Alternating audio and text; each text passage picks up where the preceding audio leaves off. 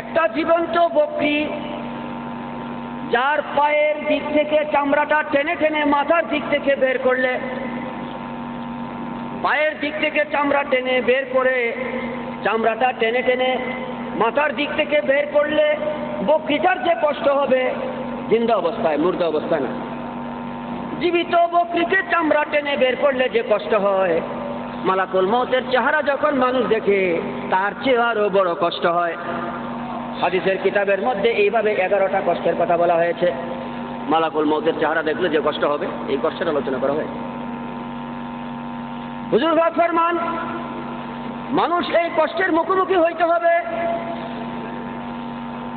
সাহাবায়ে কেরাম ফরমায়, ইয়া রাসূলুল্লাহ, 5 নম্বর বিপদের মধ্যে 2 নম্বর বিপদটা কি? নবীজি ফরমান, ওয়া সানিয়াতুহাল কবরু ওয়া ওয়াহশাতুহু। নবীজি ফরমান, মানুষের 2 নম্বর বিপদ হলো কবরের একাকিত্বতা। ওয়া দিকাতুহু, মানুষ কবরের মধ্যে একাকিত্ব বোধ করবে এবং কবর সংকীর্ণ হবে, চাপ দিবে। এই ভয়াবহ বিপদের মোকাবেলাও তাকে করতে হবে। আজকে আমরা এখানে অনেকেই বসা আছি। কবর এমন একটা নির্জন ঘর যেখানে কেউ সঙ্গী হবে না। হযরতে আদম আলাইহিস সালাম এত বড় প্রকাণ্ড জগতে একা এসেছেন, এরপরেও তিনি ভয় পেয়েছেন। একাকিত্বের কারণে তিনি রুদন করেছেন, কান্নাকাটিও করেছেন। আদম আলাইহিস সালামের মানুষ বলতে তখন মানুষ ছিল না, মানুষ জাতির কেউ আদম আলাইহিস সালামের সঙ্গী ছিল না। মাঝে মধ্যে যদি সঙ্গী হইতো, জঙ্গলার পশু পঙ্খী আসিয়া সঙ্গী হইতো। আদম আলাইহিস সালাম যখন দুনিয়ায় আগমন করেছেন, জঙ্গল থেকে পশু পঙ্খী আদম আলাইহিস সালামের কাছে এসেছে। বিভিন্ন ধরনের পশু পঙ্খী এসেছে, তোর মধ্যে হরিণও ছিল। হরিণ আদম আলাইহিস সালামের কাছে এসে ভিড়েছে। হরিণের শরীর আদম আলাইহিস সালামের দেহ মুবারকে স্পর্শ লেগেছে। আদম আলাইহিস সালামের দেহের মধ্যে হরিণের শরীর লেগেছে। আদম আলাইহিস সালামের হাত মুবারক হরিণের পিঠে বুলাইয়ে দিলেন। আদম আলাইহিস সালামের হাত হরিণের পিঠে বুলাইয়ে দেওয়ার পরপরেই হরিণের মধ্যে কস্তুরী সৃষ্টি হয়ে গেল।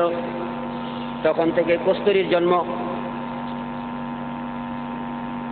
হরিণগুলো যখন জঙ্গলে চলে গেল, অন্যান্য হরিণের মধ্যে আলোচনা শুরু হইল যে তোমার মধ্যে সুঘ্রাণ থেকে আসলো। হরিণে বলতে লাগলো, আমি বেহেশত থেকে একজন নবী এসেছেন, আদম নামে নবী দেখতে গিয়েছিলাম। মেহেরবানি করে তিনি আমার পিঠের মধ্যে হাত বুলিয়ে দিয়েছিলেন, যার ফলে আমার মধ্যে কস্তুরীর জন্ম নিয়েছে। হ্যাঁ, অন্যান্য হরিণরাও তখন আসছিল কস্তুরীর জন্য, কিন্তু তারা পায় নাই। তারা আসছিল কস্তুরী পাওয়ার জন্য, কিন্তু প্রথম দল যেই পশুপঙ্খী আসছিল তারা আসছিল কেন? নবী দেখার জন্য। আমি বলতে চেয়েছিলাম, আদম আলাইহিস সালাম এই প্রকাণ্ড জগতের মধ্যে একাকিত্বের জন্য তিনি ভীত ছিলেন, রুদনও করেছেন, গুনার জন্য কান্নাকাটি করেন নাই। এই প্রকাণ্ড জগতের মধ্যে আদম আলাইহিস সালাম একাকী অবস্থান করেছেন, ভয়ও পেয়েছিলেন, কান্নাকাটিও করেছেন। আর কবর এমন একটা ছোট এরিয়া যেখানে কোনো সূর্য নাই, যেখানে কোনো আলো বাতাস নাই, যেখানে একাকী থাকতে হইবে। সেই অন্ধকার কবরে কে সঙ্গী হবে? কে হবে সঙ্গী? সেই কবরে একমাত্র সঙ্গী হবে নবী মুহাম্মাদুর রাসূলুল্লাহ সাল্লাল্লাহু তাআলা আলাইহি ওয়াসাল্লাম। নবীজি ফরমায়, সেই অন্ধকার কবরে তোমাকে যেতে হবে। আমলের অভাবে কবর তোমাকে চাপ দিবে, এই বিপদ তোমার সামনে রয়েছে। সাহাবায়ে কেরাম কান্নাকাটি করতে লাগলেন। সাহাবায়ে কেরাম জিজ্ঞাসা করে, ইয়া রাসূলুল্লাহ, এবার বলুন 3 নম্বর বিপদ কি? হুজুর সাল্লাল্লাহু তাআলা আলাইহি ওয়াসাল্লাম ফরমান, ওয়া সালিসাতুহা সাওয়ালু মানকিরা ওয়া নাকিরা ওয়া হাইবাতুহুমা। 3 নম্বর বিপদ হইল মুনকির নকির কবরের মধ্যে জিজ্ঞাসা করবে। যখন সওয়াল যাবে, যখন সওয়ালের জবাব দেওয়া সম্ভব হবে না, তখন তার ভয়াবহ রূপ ধারণ করবে। মুনকির নকির ফেরেশতা ভয়াবহ রূপ ধারণ করবে। ওই ভয়াবহ রূপের সামনে যাকে প্রশ্ন করা হবে তার ভয়াবহ অবস্থা সৃষ্টি হবে। সেই অবস্থাটা হবে অত্যন্ত ভয়ঙ্কর। যে ব্যক্তি সেই সময়ের মোকাবেলা করেছে সেই শুধু বুঝতে পারবে। এই ভয়াবহ অবস্থার মোকাবেলা প্রত্যেককেই করতে হবে। হুজুর সাল্লাল্লাহু তাআলা আলাইহি ওয়াসাল্লামকে লক্ষ্য করে সাহাবায়ে কেরাম ফরমায়, ইয়া রাসূলুল্লাহ, আমাদের জন্য 4 নম্বর বিপদ কি? হুজুর সাল্লাল্লাহু তাআলা আলাইহি ওয়াসাল্লাম ফরমান, রাবিআতুল মিজানু ওয়া খিফাতুহু, মানুষের 4 নম্বর বিপদ হইল মিজান, যেই মিজানের দ্বারে সবাইকে উপস্থিত হইতে হবে, সারিবদ্ধভাবে মিজানের কাছে যেতে হবে, একের পর এক ওজন করবে, ওজনে ভারী হবে, একটা ফয়সালা হবে, ওজনে কম হবে, আর একটা ফয়সালা হবে। কোরআনে কারিমে আল্লাহ পাক ফরমায়, ফাআম্মা মান খাফফাত মাওয়াজিনুহু ফাউম্মুহু হাবিয়া, ওজনে যার সামান্য কম হবে তার মা হবে হাবিয়া দুজক।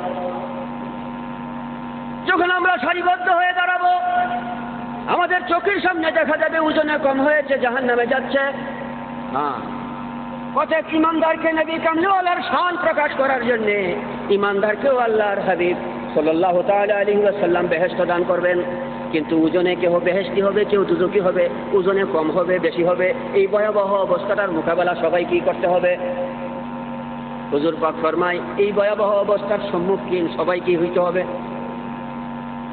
নবীজি আরো ফরমান, মানুষের 4 নম্বর বিপদ হলো সিরাতু ওয়া দিক্কাতুহু, ফুলসেরাত। যে ফুলসেরাত হবে চুলের চেয়ে চিকন, হীরার তরবারির চেয়েও ধারাল। 30,000 বছরের রাস্তা, এই 30,000 বছরের রাস্তার ফুলসেরাত প্রত্যেক মানুষকে পাড়ি দিতে হবে। ফুলসেরাতটা হবে জাহান্নামের উপরে, জাহান্নামের উপরে থাকবে ফুলসেরাত। এই ফুলসেরাত 30,000 বছরের রাস্তা পাড়ি দিয়া বেহেশতের মধ্যে প্রবেশ করতে হবে। হুজুর পাক ফরমায়, এই ফুলসেরাত পাড়ি দেওয়ার কয়েকটা কোয়ালিটি রয়েছে। আমলের মর্মে আমি প্রত্যেকটা কথাকে, যেখানে আধা ঘন্টা 1 ঘন্টা করে কথা বলা দরকার, 2-4 মিনিটে টেনে নিয়ে আসছি। এই জন্য অনেকের কাছে কথাটা কঠিন হয়ে যাচ্ছে। গভীর মনোযোগ।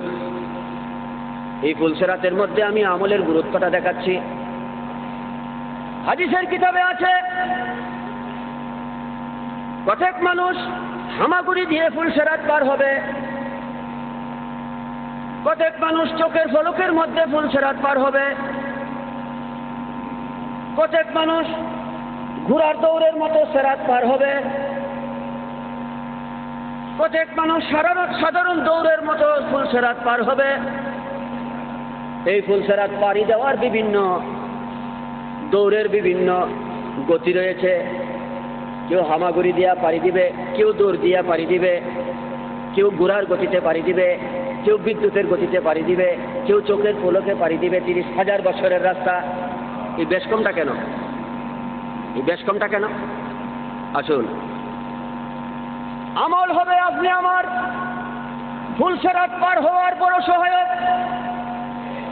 ফুলসেরাত পার হওয়া বড় সহায়ক। এই সেরাত পার হওয়ার জন্য বড় সহায়ক হবে আমল। ধরে নেই এই করে আর কোনো লাইট নেই, এই অডিটোরিয়ামের সমস্ত লাইট অফ হয়ে গেল, কারেন্ট চলে গেল। এখন আমি এই ঘর থেকে একদম মেইন রোডে গিয়ে উঠব, অন্ধকার। লাইট আমার হাতে, এরকম একটা লাইট আছে যেরকম মোবাইলে থাকে। মোবাইলে সামান্য আলো দেয়, এরকম একটা লাইট আছে যার সামান্য একটু আলো দেয়। এই একটু আলো দিয়ে আমি কি দৌড় দিতে পারবো? জোরে সুরে একটা দৌড় দিতে পারবো? দৌড় দিলে পড়ে যাব। জোরে সুরে দৌড় দেওয়ার জন্যে, একটু ভালো করে দৌড় দেওয়ার জন্যে লাইটের আলো প্রয়োজন। একটা বড় টর্চ লাইট দরকার। টর্চ লাইট হইলে একটু দৌড় দেওয়া যাবে। আর লাইটটা যদি, আলোটা যদি টর্চ লাইটের চেয়ে একটু বেশি হয়, তাহলে আর একটু জোরে দৌড় দেওয়া যাবে। আলো যত কম হবে গতি হবে তত কম, আলো যত বেশি হবে গতি হবে বেশি। কম আলোতে বেশি গতি হইতে পারে না, যেহেতু বেশি দেখা যায় না। ইমানদারের নেক কাজ হবে ফুলসেরাত পার হওয়ার জন্য লাইট, ফুলসেরাত পার হওয়ার জন্য আলো। যার যেরকম নেক কাজ থাকবে সে তত গতি সম্পন্ন বেগে ফুলসেরাত পার হবে।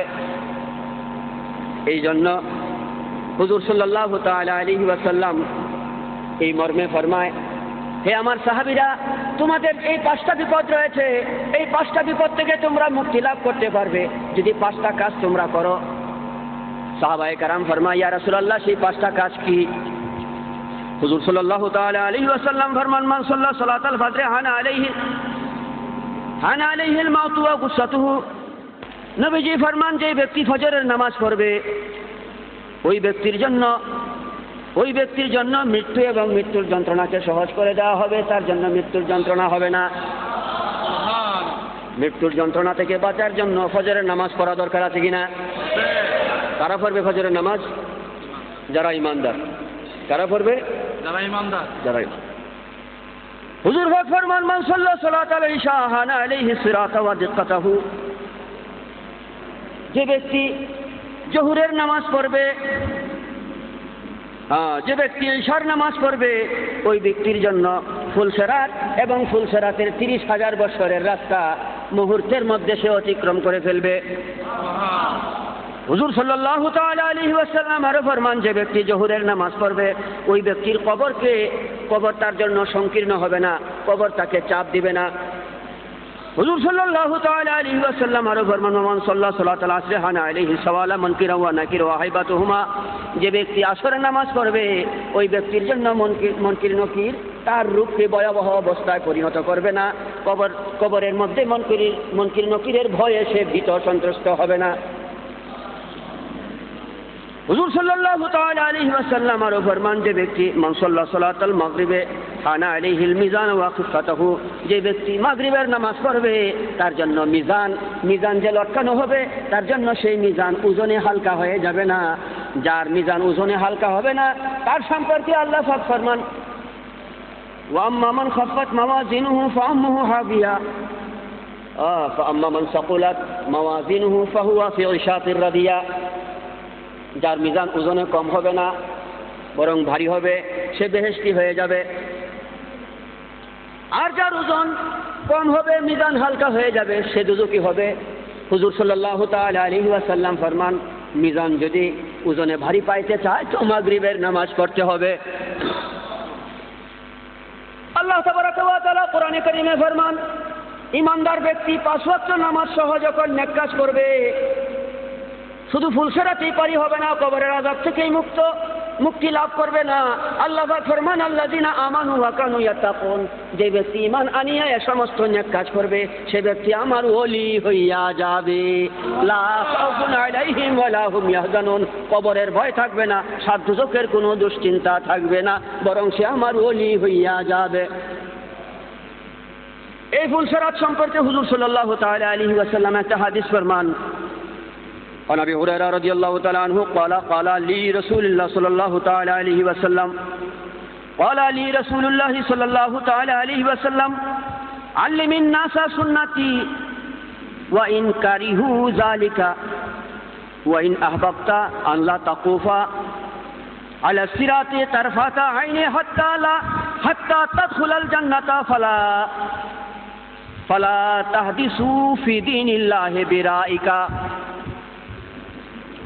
হুজুর সাল্লাল্লাহু তাআলা আলাইহি ওয়াসাল্লাম হযরত আবু হুরায়রাকে তালিম দিচ্ছেন, হে আবু হুরায়রা, এই যে আমি ফুলসেরাতের আলোচনা করলাম, ফুলসেরাত মর্মে তোমাকে একটা দিক নির্দেশনা আমি তোমাকে দিচ্ছি। তোমাকে আমি বড় আদর করে আবু হুরায়রা ডাকি। তোমার নাম আব্দুর রহমান। আবু হুরায়রার নাম কি? আব্দুর রহমান। আবু হুরায়রা বিড়াল পালতেন, আব্দুর রহমান বিড়াল লালন পালন করত, এই জন্য বিড়ালকে হুরায়রা বলে। এই রুম থেকে হুজুর পাক হযরত আবু হুরায়রাকে আব্দুর রহমানকে আবু হুরায়রা এই জন্য বলেন, আবু হুরায়রা শব্দের অর্থ হলো বিড়ালের বাবা। আব্দুর রহমান বিড়াল ফালার কারণে আব্দুর রহমানকে বিড়ালের বাবা বলে নবীজি ডাক দিতেন, বলতেন তোমাকে আদর করি, কাজী তুমি আমার সুন্নতগুলোকে বাস্তবায়ন করো। নবীজি আবু হুরায়রাকে বলেন আল্লিমিন নাসা সুন্নতি, হে আবু হুরায়রা তুমি আমার সুন্নতগুলো মানুষের মধ্যে তালিম দাও, প্রচার করো, সুন্নতের প্রসারণা করো।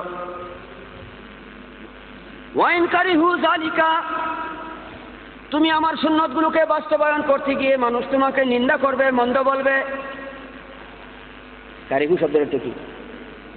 ঘৃণা করবে, হেলা তাচ্ছিল্যতা করবে, তথাপিও তুমি আমার সুন্নতের তালিম দাও, আমার সুন্নতকে তুমি বাস্তবায়ন করবে। ওয়াইন আহবাবতান, তুমি যদি এটা চাও, আল্লাহ তাকুফা আলা সিরাতে তারফাই আইনাহি হাত্তা আইনিন হাত্তা তাদখুলাল জান্নাতা ফালা তাহদিসু ফি দীনিল্লাহি বিরাইকা।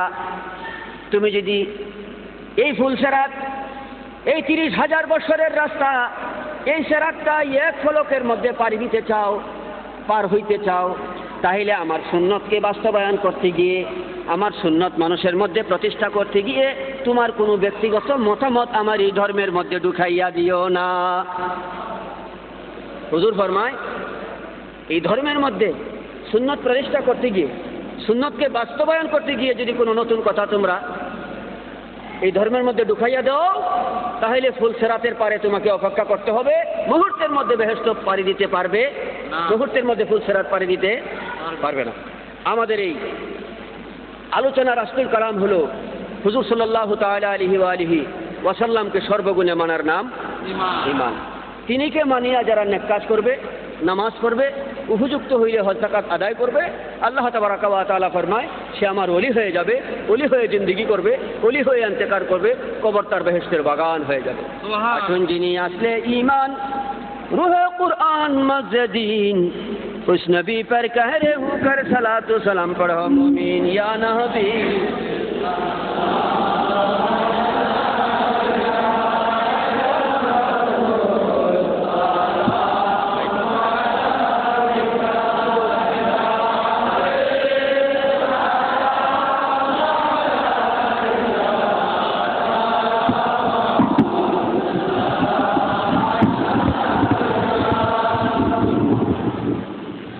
दुनिया में कलमा नबी की, कब्र में दीदर नबी की, महशर में शफाअत तशरीह मदीना, कुरान की तफसीर मदीना, ईमान की तनवीर मदीना, खुदा की तारीफ मदीना।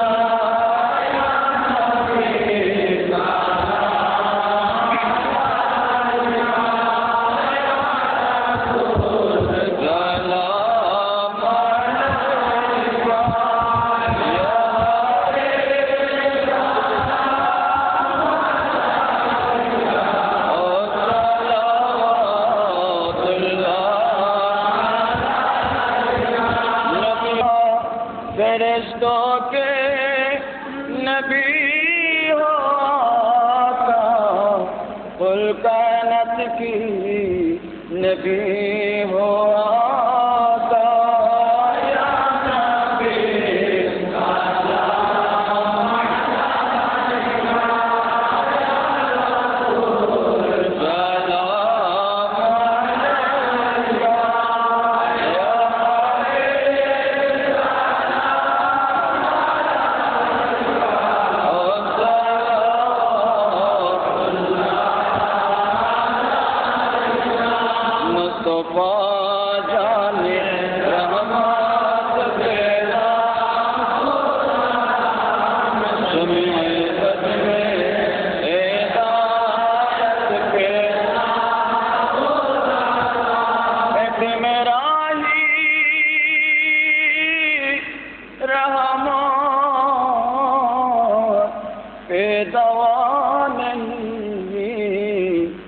साके सारे उम्मत पे लाखो सलाम, मुस्तफा जाने रहमत पे लाखो सलाम, शमीए क़द्र हिदायत पे लाखो सलाम, सलाती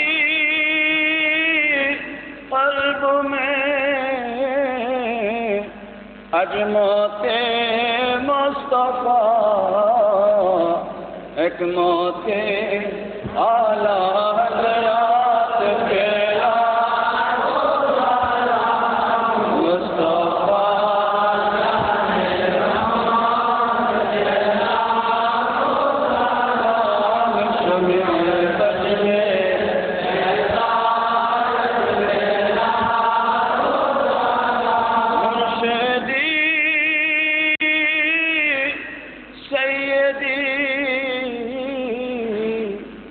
किबला काबा नादिर शाह इमामे अहले सुन्नत पेला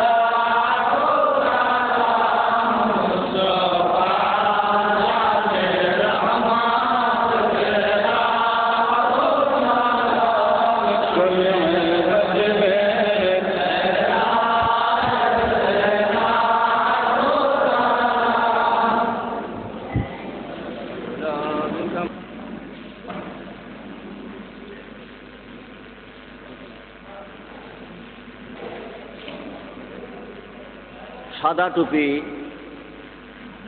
হুজুর সাল্লাল্লাহু তাআলা আলাইহি ওয়া আলিহি ওয়াসাল্লাম সারাটি জীবন সাদা রঙের টুপি পরেছেন। সাদা টুপি পরিষ্কার হাদিসের দ্বারা সাদা টুপি হলো সুন্নতে রাসূল। সুবহানাল্লাহ। নবী করিম রাউফুর রহিম সাল্লাল্লাহু তাআলা আলাইহি ওয়া আলিহি ওয়াসাল্লাম তিনি জাহিরি হায়াতে তৈয়বায় সাদা রঙের টুপি পরেছেন। আজকে এই টুপিকে কেন্দ্র করে আমাদের মধ্যে অনেক ভুল বোঝাবুঝি আছে। বিশেষত আমার অনেক ভাইয়েরা যারা রেজবিয়া দরবারে বয়াত, এই সাদা টুপিকে কেন্দ্র করে কদিন আগে আমার পিরাসারের দিকে চান্দিনা থানায়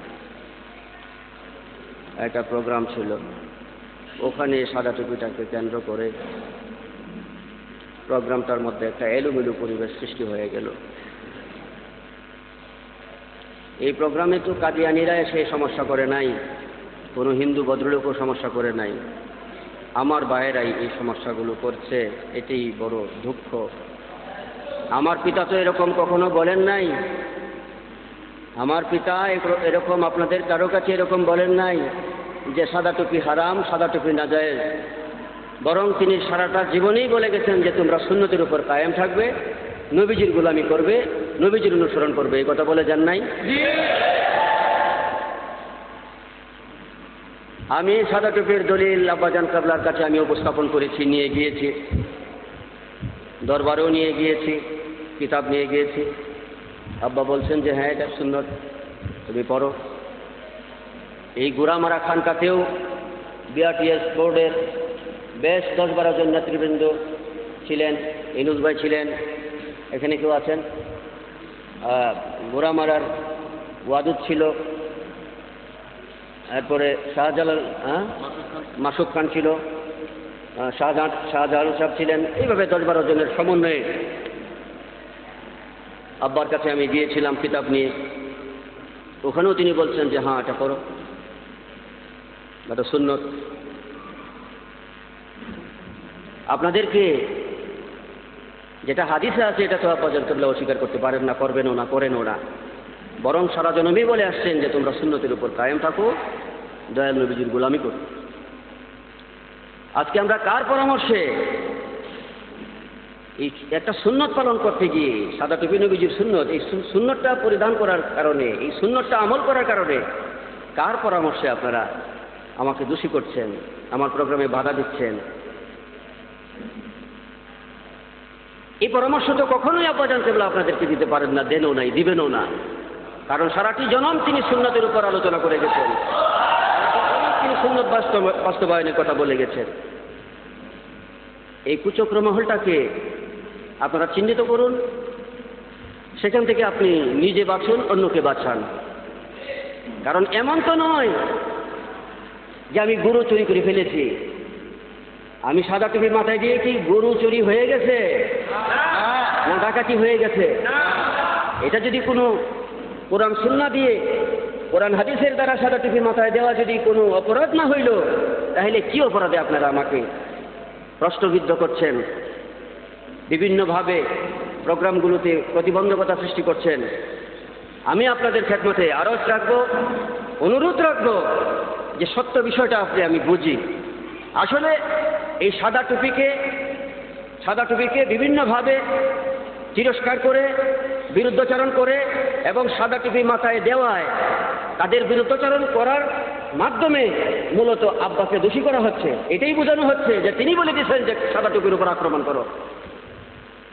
আমার দৃঢ় বিশ্বাস তিনি এগুলো কখনো বলবেন না, তিনি বলার নয়, বরং তিনিকে উশিলা করে, তিনিকে মিডিয়া করে, তিনিকে মাধ্যম করে, তিনিকে ধরে, তিনিকে ব্যবহার করে একটা গোষ্ঠী, একটা সম্প্রদায় আজকে এই যারা সাদা টুপি পড়ছে, সুন্নতকে ব্যবহার করছে, সুন্নতকে পালন করছে, তারা এই সুন্নতের বিরুদ্ধাচরণ করতেছে। এটা হলো ব্যক্তিগত স্বার্থ উদ্ধারের জন্য।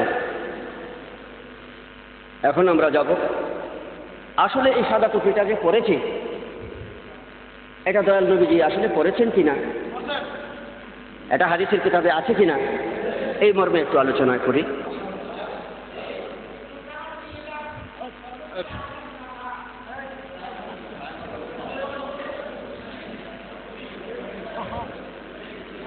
এই কিতাবের নাম হলো মুসনাদ ইমাম আজম। এই মুসনাদ ইমাম আজমের 204 পৃষ্ঠায় হাদিসটা আমি বলছি, আপনার মনোযোগ যে যে জায়গায় আছেন অবস্থান করুন। আবু হানিফা আন আতা আন আবু হুরায়রা ক্বালা কানা লিরাসূলিল্লাহ সাল্লাল্লাহু তাআলা আলাইহি ওয়াসাল্লাম কালাসওয়াতুন বাইদা। হযরতে আবু হানিফা, হ্যাঁ আপনারা বসেন, নিজ নিজ অবস্থানে বসেন। একজনে প্রশ্ন করতে পারে, সেটার জবাব আমি দিব, সেটাকে প্রতিবন্ধকতার জন্য আপনারা দাঁড়াবেন না। যদি কেউ প্রশ্ন করে জবাব আমি দিব, আপনারা 10 জন এটাকে সমাধা দেওয়ার জন্য বা বাধা দেওয়ার জন্য, নীরব করার জন্য দাঁড়িয়ে এটা পরিবেশটা একটু এলোমেলো হয়ে যায়। কেউ প্রশ্ন করলে আমি জবাব দিব যতক্ষণ পর্যন্ত আল্লাহ আমাকে তৌফিক দান করে। আপনারা একটু নীরব অবস্থান করুন, একটু গভীরভাবে মনোযোগ দিন। যদি এটা দয়াল পাকের সুন্নত, নবী পাকের সুন্নত, এটা মানার মানসিকতা থাকে, তাহলেই আপনার মধ্যে নীরবতা আসবে। আসলে এই সুন্নতটা নিয়ে আমরা বাড়াবাড়ি করছি। যদি এটা দয়াল নবীজি ব্যবহার করে থাকেন তাহলে এটা নিয়ে বাড়াবাড়ির আর কিছু থাকে না। তাহলে আমরা দেখি আসলে হাদিসে এই হুজুর সাল্লাল্লাহু তাআলা আলাইহি ওয়াসাল্লাম সাদা টুপি ব্যবহার করেছেন কিনা। আজকের এই মঞ্চে অনেক ওলামায়ে কেরাম আছেন। আমি অত্যন্ত ভাগ্যবান, আমি অত্যন্ত খুশি যে আজকের এই মাহফিলের মধ্যে অনেক ওলামায়ে কেরাম আমার ডানি ভাই আছেন, সেই সঙ্গে আমার সামনেও অনেক ওলামায়ে কেরাম রয়েছেন। আমি যদি কিতাবের বাহিরে কোনো কথা বলি, আমি যে কথাগুলো বলছি এগুলো যদি কোনো রাবি কর্তৃক বর্ণিত না হয়, সহিহ হাদিস না হয়, তাহলে আপনারা এই মুহূর্তে এই জায়গায় আমাকে ধরুন, আমাকে এই মুহূর্তেই আমাকে সংশোধন করুন। এই মুহূর্তে আপনারা বলুন যে আমি ভুল বলছি। আর এই মুহূর্তে যদি আপনারা আমাকে সংশোধন না করেন তাহলে তো আমি এই ভুলটা করেই যেতে থাকবো। আমি সাদা টুপিকে সুন্নত বলেই যেতে থাকবো যে এটা সুন্নতের রাসূল। কাজেই আপনাদের কাছে আমার অনুরোধ থাকবে, মেহেরবানি করে আপনারা দেখুন এটা দয়াল নবী কামলেওয়ালা মুহাম্মদুর রাসূলুল্লাহ সাল্লাল্লাহু তাআলা আলাইহি ওয়া আলিহি ওয়া তাসলিম এই সাদা রঙের টুপি পরেছেন কিনা। মুসনাদ ইমামে আজমের একটা কিতাব যেখানে 70,000-এর উপরে হাদিস বর্ণনা করেছেন ইমামে আজম আবু হানিফা আন আতা আন আবি হুরায়রা রাদিয়াল্লাহু তাআলা আনহু قال كان لرسول الله صلى الله تعالى عليه وسلم قلنسوة شامية। হযরতে আবু হানিফা এবং হযরতে আতা এবং হযরতে আবু হুরায়রা একে একে প্রখ্যাত তাবিঈ এবং সাহাবী, এবং ইমাম আতা তিনি একজন সাহাবী। ইমাম আতা মা আয়েশা সিদ্দিকা রাদিয়াল্লাহু তাআলা আনহা থেকে হাদিস সংগ্রহ করেছেন। আর ইমামে আজম হলেন যিনি আমাদের মাযহাবের ইমাম, যার মাযহাব মানা ফরজ। সেই ইমামে আজম তিনি বলতেছেন, ইমাম আতা বলতেছেন, এবং আবু হুরায়রা রাদিয়াল্লাহু তাআলা আনহু প্রখ্যাত সাহাবী, জলিলুল কদর সাহাবী, তিনিও বলতেছেন যে হুজুর সাল্লাল্লাহু তাআলা আলাইহি ওয়াসাল্লাম শাম দেশীয় টুপি ব্যবহার করেছেন। কোন দেশের টুপি পরেছেন? শাম দেশের টুপি। এখন আসেন যে শাম দেশের টুপিটা কিরকম। এই যে আমি একটা টুপি ব্যবহার করেছি, নিশ্চয়ই এটা চান্দিনার তৈরি না। এটা হয় চিটাগাংয়ের, নয় বরিশালের, নয় ঢাকার। তো আমার পোশাক পরিচ্ছেদের মধ্যে মর্মে যদি একটা বর্ণনা আপনারা দেন, তাহলে বর্ণনা দিতে গিয়ে বলবেন যে পাঞ্জাবিটা অমুক জায়গায় সিলি করা হয়েছে, অমুক জায়গা হতে কাপড় কেনা হয়েছে, আর টুপিটা অমুক জায়গা হইতে কেনা হয়েছে। তো হুজুর পাক যে টুপিটা মাথা মোবারকে দিয়েছেন, সেই টুপিটা কোন জায়গার, সেই জায়গাটা উল্লেখ করে দিল যে হুজুর পাক যে টুপিটা ব্যবহার করতেন সেটা হলো কোন দেশের? শাম দেশ, যেটা বর্তমানে সিরিয়া বলা হয়। এখন শাম দেশের টুপিটা কিরকম, এই মর্মে ইমামে আজম থেকে তিনি বলেন আনা আতা, এবং আতা রাদিয়াল্লাহু তাআলা আনহু তিনিও বলেন, আনা আবু হুরায়রা রাদিয়াল্লাহু তাআলা আনহু তিনিও বলেন যে সে শাম দেশের টুপিটা কিরকম, বলেছেন কানা লি রাসূলিল্লাহি সাল্লাল্লাহু তাআলা আলাইহি ওয়াসাল্লাম কালান সুয়াতান বাইদা আশ-শামিয়া। হুজুর সাল্লাল্লাহু তাআলা আলাইহি ওয়াসাল্লাম যে শাম দেশের টুপিটা পরতেন সেটা হলো সাদা রঙের টুপি। বাইদা অর্থ কি? সাদা, সাদা রঙের টুপি। হুজুর সাল্লাল্লাহু তাআলা আলাইহি ওয়াসাল্লাম সেই শাম দেশের সাদা রঙের টুপি পরেছেন। তিবরানী শরীফের একটা হাদিস, এটা হলো মুসনাদ ইমাম আজম। তিবরানী শরীফ একটা হাদিসের কিতাব, যেটা 25 খণ্ডে। এই তিবরানী শরীফের বর্ণনাটা এই মুসনাদ ইমামে আজম এই কিতাবের হাসিয়ার মধ্যে তিবরানী শরীফের আলোচনাটা এখানে এনেছে। এখানে বলতেছে রাওয়াহু তিবরানীউ আন ইবনে ওমর আন্নাহু সাল্লাল্লাহু তাআলা আলাইহি ওয়াসাল্লাম কানা ইয়ালবাসু কানান সুরাতান বাইদা। ইবনে ওমর রাদিয়াল্লাহু তাআলা আনহু প্রখ্যাত সাহাবী, হাদিস সংগ্রহের দিক থেকে, মুখস্থের দিক থেকে, ইবাদতের দিক থেকে, ফজিলতের দিক থেকে, কাবালিয়াতের দিক থেকে যিনি অত্যন্ত যোগ্য, অত্যন্ত সুপ্রসিদ্ধ, এরকম একজন সাহাবী হলেন ইবনে ওমর। সেই ইবনে ওমর তিনি বলেন যে আন্নাহু সাল্লাল্লাহু আলাইহি ওয়াসাল্লাম কানা ইয়ালবাসু কালান সুয়াতান বাইদা।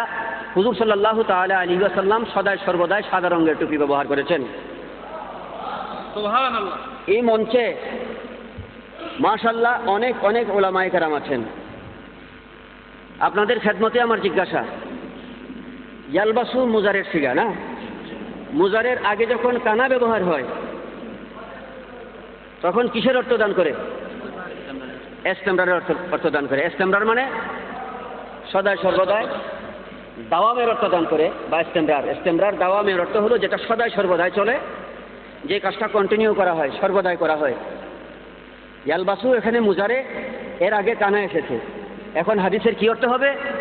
আব্দুল্লাহ ইবনে উমর ফরমান যে কানা ইয়ালবাসু কালান সুয়াতান বাইদা, হুজুর সাল্লাল্লাহু তাআলা আলাইহি ওয়াসাল্লামের হায়াতে তাইয়্যিবায় সদায় সর্বদাই সাদা রঙের টুপি পরেছেন। কি রঙের টুপি? সাদা রঙের টুপি।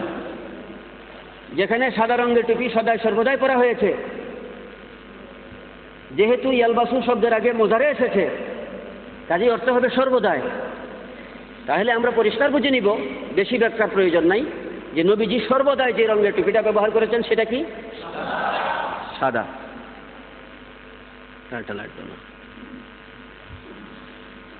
আরেকটা হাদিস মা আয়েশা সিদ্দিকা রাদিয়াল্লাহু তাআলা আনহা থেকে বর্ণিত, তিনি ফরমান কানা লাহু কালান সুয়াতুন বাইদা। হুজুর সাল্লাল্লাহু তাআলা আলাইহি ওয়াসাল্লাম যে টুপিটা ব্যবহার করতেন সেই টুপিটা হলো সাদা রঙের টুপি। কোন রঙের? তো আপনি আমি হুজুর পাকের বেশি কাছে ছিলাম না মা আয়েশা সিদ্দিকা হুজুর পাকের বেশি কাছে? মা আয়েশা সিদ্দিকা এমন এক বড় মুহাদ্দিসা, হাদিস শাস্ত্রে তিনি এত বড় জ্ঞান, এত হাদিসের উপর এত জ্ঞান গভীরতা, তিনি শুধু হাদিসের উপরে নয়, ফিকহের উপরে, তাফসীরের উপরেও এত বিশাল জ্ঞান তিনি, যিনির কাছ থেকে অনেক অনেক সাহাবায়ে কেরাম তিনির কাছ থেকে হাদিস সংগ্রহ করেছেন। তিনির কাছ থেকে হাদিসের মাসলা, বিভিন্ন ফিকহি মাসলা, জটিল মাসলা, কঠিন মাসলা মা আয়েশা সিদ্দিকা রাদিয়াল্লাহু তাআলা আনহার কাছ থেকে সাহাবায়ে কেরাম বুঝেছেন, শিখেছেন, জেনেছেন। সেই মা আয়েশা সিদ্দিকা রাদিয়াল্লাহু তাআলা আনহা তিনি ফরমান হুজুর সাল্লাল্লাহু তাআলা আলাইহি ওয়াসাল্লাম সাদা রঙের টুপি ব্যবহার করেছেন। সুবহানাল্লাহ। এখানে আরেকটা হাদিস, লাইটটা ধরো না, এটা কি ওয়াকানা ইয়ালবাসুল কালানিসাল ইয়ামানিয়াতা ওয়া হুন্নাল বিদুল মুদ্রিবাত ওয়া হুন্নাল বিদুল মুদ্রাবাতু।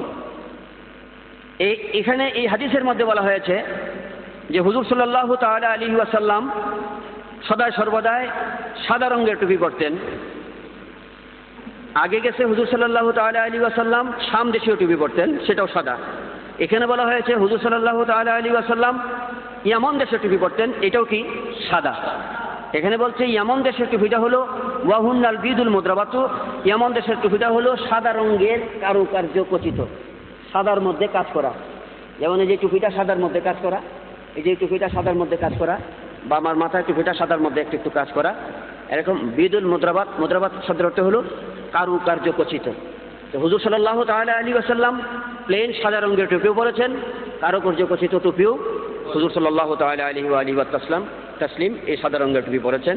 এখানে তিনটা কিতাবের রেফারেন্সে হাদিসটা বর্ণনা করা হলো। এই হাদিসটা হলো মেশকাত শরীফের সরা মেরকাতুল মাফাতি। এই মেশকাতের সরা মেরকাতের 210 পৃষ্ঠায় আন ইবনে ওমর মারফুআন, মারফু সূত্রে একটা হাদিস যে কানা ইয়ালবাসু কালানসওয়াতান বাইদা।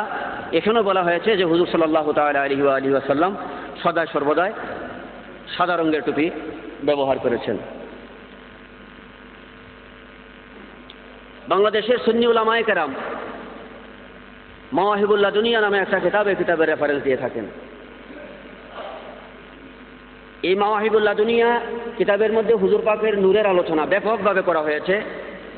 হুজুর পাকের জাতে করিমের পরিচয় দিতে গিয়ে অনেক বিষয়ে আলোচনা এই কিতাবের মধ্যে রয়েছে, যেটা সুন্নি জামাতের জন্য একটা বিশাল হাতিয়ার।